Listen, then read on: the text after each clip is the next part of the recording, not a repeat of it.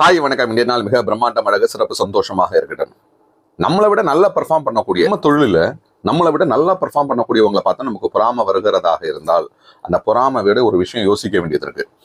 நாம யார் கூட இருக்கிறோமோ நம்மளை விட ஒரு 15% 100% நல்லா பெர்ஃபார்ம் பண்ணக்கூடிய நபர்கள் கூட இருந்தோம்னா அவர் கூட சேர்ந்து ஒரு காலகட்டம் ஆகும்போது நம்மளுடைய பெர்ஃபார்மன்ஸ் அவரோட 15% அதிகமாகும். அதன் அர்த்தம் என்னவென்றால், பொறாமப்படுறதை விட அவர் கூடவே இருந்து நல்ல விஷயங்கள் கத்துக்கிட்டு எப்படி நல்லா பண்றாருன்னு அவர்கிட்ட இருந்து நிறைய ஒரு நல்ல ஒரு சிஷ்யனாக, ஒரு நல்ல ஒரு நண்பனாக, நல்ல ஒரு மென்டாராக அவர் எடுத்துக்கிட்டு செயல்பட்ட நல்லா இருக்கும்னு அர்த்தம்.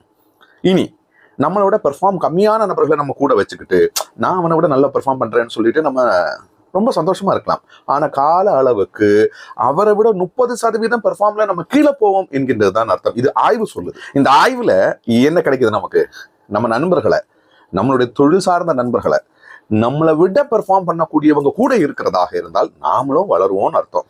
பொறாமை என்கின்ற அந்த ஒரு கடுமையான ஒரு விஷயத்தை தள்ளி வச்சுக்கிட்டு ஜெயிக்கிறதுக்கு நம்மளை விட திறமசாலிகள் கூட நட்பு வச்சுக்கிடுங்க, தொழில் வச்சுக்கிடுங்க, சந்தோஷமா இருக்கலாம், பிரம்மாண்டமாக இருக்கலாம்.